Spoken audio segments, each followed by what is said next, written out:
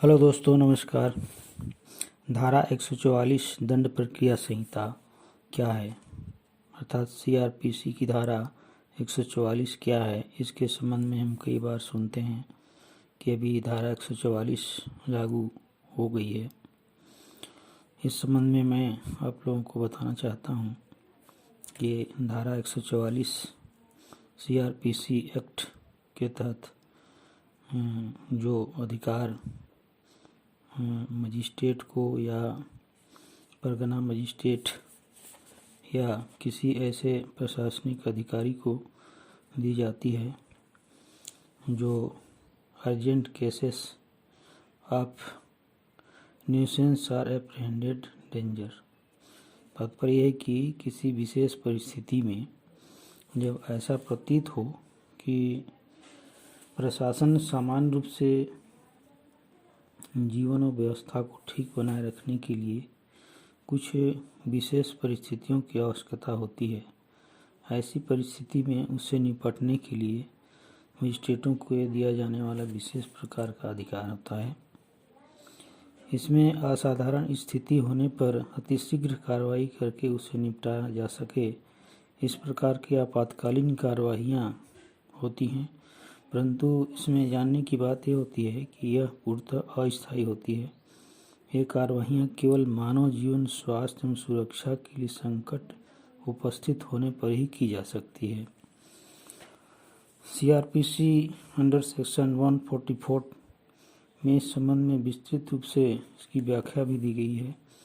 इसमें बताया गया है कि किसी भी डिस्ट्रिक्ट मजिस्ट्रेट, परगना मजिस्ट्रेट या राज्य सरकार द्वारा किसी कार्यपालिका मजिस्ट्रेट को यह प्रतीत हो कि ऐसी कार्रवाइयाँ किया जाना, स्पीडी रिमेडी करना आवश्यक हो, कि लिखित आदेश जारी करेगा, जिसे प्रस्तुत प्रकरण के तात्विक मेंटल फैक्ट्स का भी इसमें उल्लेख होगा और ऐसी परिस्थिति में वह अमुक कार्य का उल्लेख करेगा कि इस कारण से उसे ऐसी स्थिति उत्पन्न हो रही है या मानव स्वास्थ्य को खतरा या सार्वजनिक शांति भंग, बलवे या दंगे के निवारण जैसी स्थिति हो रही हो।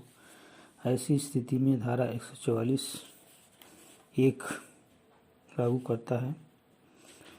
इसी प्रकार से दंड प्रक्रिया संहिता के धारा 144 में और भी इसकी विस्तृत व्याख्या दी गई है, जिसमें बताया गया है कि इसकी अवधि अधिकतम मिनिमम 2 मंथ और मैक्सिमम 6 मंथ से अधिक नहीं हो सकती। अर्थात हम कह सकते हैं कि ये प्रशासन को दी गई ऐसी शक्ति है जो भारतीय न्याय व्यवस्था के अंतर्गत विधि मान्य है। ये पूर्णतः अस्थायी होती है तथा जन सामान्य की सुरक्षा के लिए और ऐसे अर्जेंट केसेस या प्राकृतिक आपदा, नेशनल डिजास्टरमेंट एक्ट के तहत जो भी कार्रवाइयाँ होती हैं उसे लागू करने के लिए भी इसका प्रयोग किया जाता है। मजिस्ट्रेट द्वारा यह प्रतीत हो कि ऐसा कार्य किया जाना आवश्यक है तो उसके द्वारा उसे विशेष शक्तियाँ प्राप्त होती हैं और उसके द्वारा यह कार्य किया जाता है और ये जन सामान्य पर इसे लागू किया जाता है।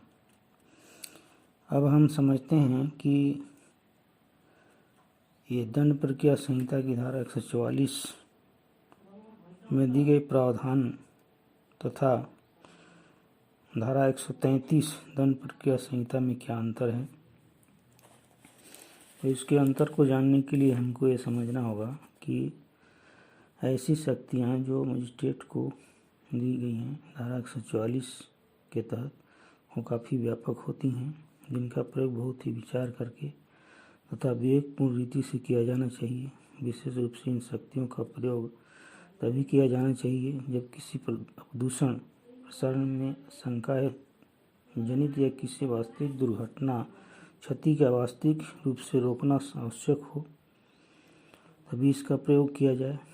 और ऐसे आदेशों की प्रकृति हमेशा अस्थायी होती है और जब तक राज्य सरकार अधिसूचना द्वारा घोषणा न करे इस अवधि को नहीं बढ़ाया जा सकता।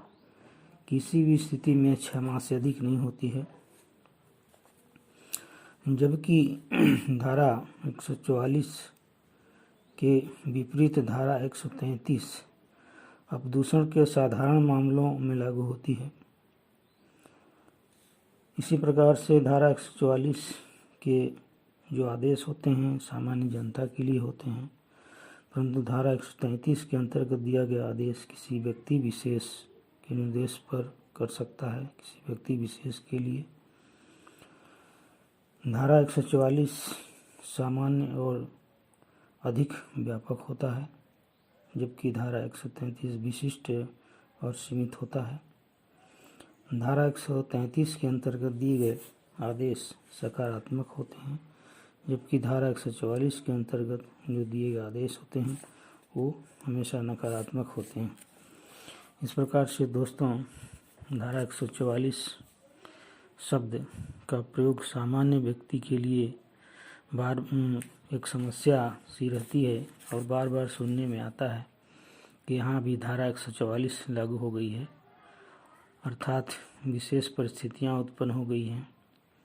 यह खास करके प्राकृतिक आपदा, किसी ऐसी स्थिति उत्पन्न हो जाना जिससे कि सामान्य जनजीवन के लिए काफ़ी खतरनाक हो, अर्थात अर्जेंट केस हो, इनोसेंस और अप्रहेंडेड डेंजर हो, ऐसी स्थिति में ये लगाया जाता है।